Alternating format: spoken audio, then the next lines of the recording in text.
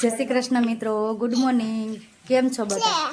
સ્વાગત છે તમારું અમારા નવા બ્લોગમાં. અને અમે જઈશી જેતપુર. તો અમારા વ્યારાબેન જોવો રેડી થઈ ગયા છે. હે બતાય વ્યારાએ જો નવું નવું ટી શર્ટ પહેર્યું છે અને હું રેડી થઈ ગઈ છું. વ્યારા જો આમ જો જય શ્રી કૃષ્ણ કરી આપણે ક્યાં જવું છે? આમ જો તાર મમ્મા ભેગું બાબા આવું છે, કઈ બાપા પાસે રહેવું છે? હે યારું માથે આગળ ઓલો ટોપો કાન વાળો બાંધી દેવો છે ગાડીમાં બેહીને. એટલે આમ જો તો બા પાસે રે, હું બાબા જાઉં છું. હે હા કે તું બા પાસે રે, હું જાઉં છું. તાર બા ભેગું આવવું છે કે મમ્મા ભેગું બાબા આવવું છે? આપણે મોટી બસમાં જવું છે ગગુ. હે અમારે મોટી બસમાં જ જવાનું છે. અમારે મોટી બસમાં જ જવાનું છે. મોટી બસ આવી છે. આમ બતાય તો તે સાનો કેવો કર્યો છે, બતાય તો મમ્માને. વાવ આવડી ગયું. વાવ હવે દબાઈ અહીં દબાઈ આમ મૂકી દે, હાથ મૂકી દે. આમ મૂકી દેવાય હાથ, પણ એ ન પકડી રખાય. કરી દે મમ્મા. ના કારીગર તો તારે જ કહું. ચાલ હું જાઉં છું. ટાટા ટાટા. તું બા પાસે રે. તો તારે આવું માવા ભેગું તારે મોઈક રમકડું. હાલ તારે ખાવાનું દીકું કાંઈ નહીં લેવું પડે. હે પાણીની બોટલ લેવી પડશે, આપણે બપોરે પૂછશું. હેલો કે શેમાં બેઠી છો તું? મોટી બસમાં શેમાં બેઠી છો? અમારા વેરાબેનને ક્યારેક જ બસની મુસાફરી કરવાની હોય તો જો બસમાં બેસી ગઈ છે ને. મારે મેં ટિકિટ લીધી ને તો પર્સ કોઈ હાથમાં લઈ લીધું. શું મને એમ કે ફોટો પાડમાં, એમ ફોટો નહીં ના પાડે છે. આપણે સીટ જવું છે, અમારે જવું છે બાબા. કેમ મોટી બસમાં બેસે? હેલો મિત્રો, જો અમે ભેસાણ પહોંચી ગયા છે અને શાકભાજી લેવા આવ્યા છે. અમારે વ્યારાબેન મરચા મીને. વ્યારા શું કરશો? વ્યારાબેન મરચા લે છે. શાકભાજી છે બધું મોંઘું, જોઈ શકો છો. છે મસ્ત પણ બધું મોંઘું બહુ છે. જો તાર શું ખાવું છે? શું મરચા મીણે છે વ્યારા?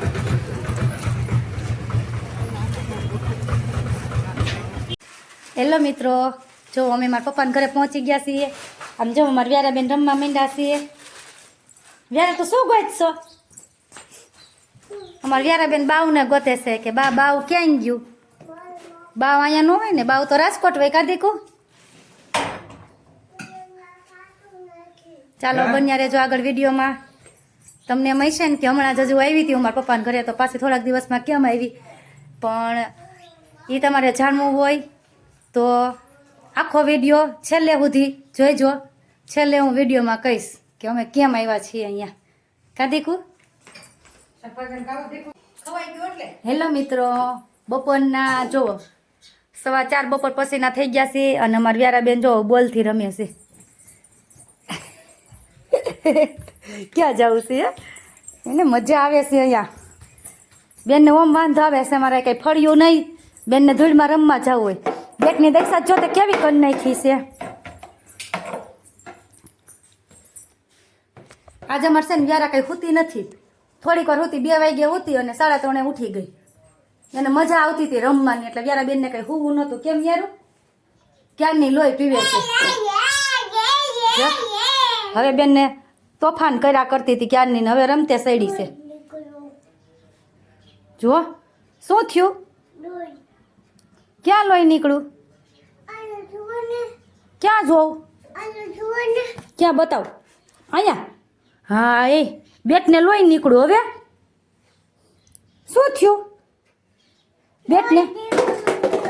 જો લોહી નીકળ્યું છે. બાપા રે, બેટને વાગ્યું ને? કોને માર્યું? કોને? મને બાએ ખોટી મમ્મી બાએ માર્યું બેટને.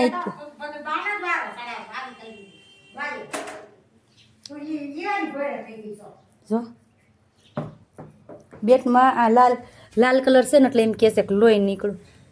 જો દાદા આવ્યા. મારે વ્યારાબેન રાજી થઈ ગયા. લીલી હોય ને એટલે વિધિ કોઈ તારથી ઉપડ્યા.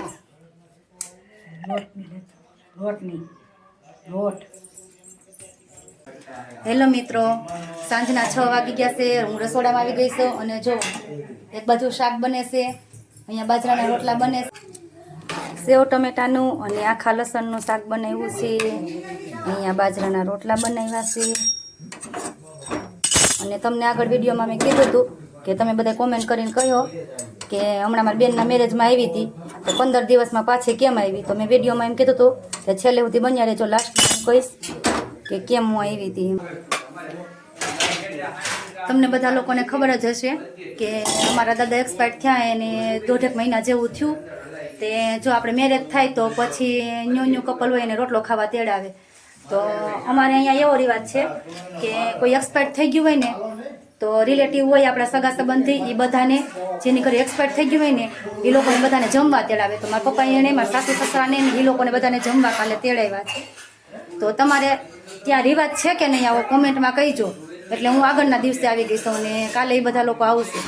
કોમેન્ટ કરીને કહેજો કે તમારે લોકોને ત્યાં એવો રિવાજ છે કે નહીં. આવજો. જય શ્રી કૃષ્ણ.